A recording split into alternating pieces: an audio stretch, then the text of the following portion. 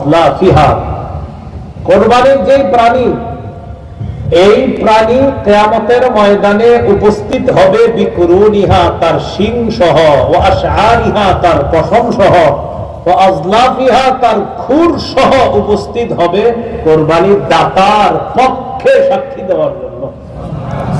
উপস্থিত হবে মানে সব দেওয়া হবে প্রচুর।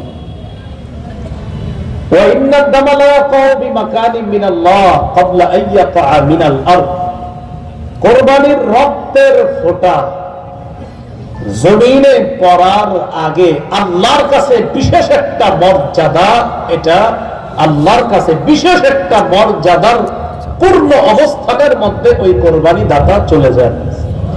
এই আমলটার আলাদা একটা মর্যাদা হয়ে যায় আল্লাহর কাছে, রক্তের আলাদা একটা মর্যাদা আল্লাহর কাছে হয়ে যায়। রক্তের ফোঁটা জমিনে পড়ার আগে আল্লাহর কাছে বিশেষ একটা মর্যাদার পূর্ণ রক্ত হয়ে যায়, সেটা হলো কোরবানির রক্ত। কিসের রক্ত বলেন তো? তিরমিজির 1507 নম্বর হাদিসে আছে, রাসূলুল্লাহ সাল্লাল্লাহু আলাইহি সাল্লাম বলেন, মা আমিলা আদামিয়ুন মিন আমাল ইয়াওমান নাহরি আহাব্বা ইলাল্লাহ মিন ইহরাকিদ দাম। 10 জিলহজ আদম সন্তান যে আমল করে, রক্ত প্রবাহিত করার চাইতে উত্তম আমল আর করতে পারে না। আল্লাহকে খুশি করার জন্য প্রাণীর রক্ত প্রবাহিত করাটা কুরবানির দিন আল্লাহর কাছে সবচেয়ে পছন্দনীয় আমল, সবচেয়ে পছন্দনীয় আমল। যাদের সামর্থ্য আছে তারা কুরবানি দিব, বলেন ইনশাআল্লাহ। প্রশ্ন, কার উপর কুরবানি ওয়াজিব?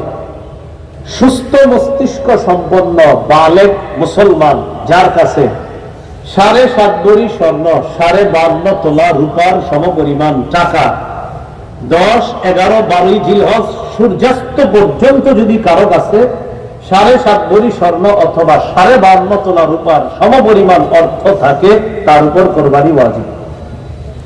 সুস্থ মস্তিষ্ক সম্পন্ন বালেগ, যা সূর্যাস্তের আগ পর্যন্ত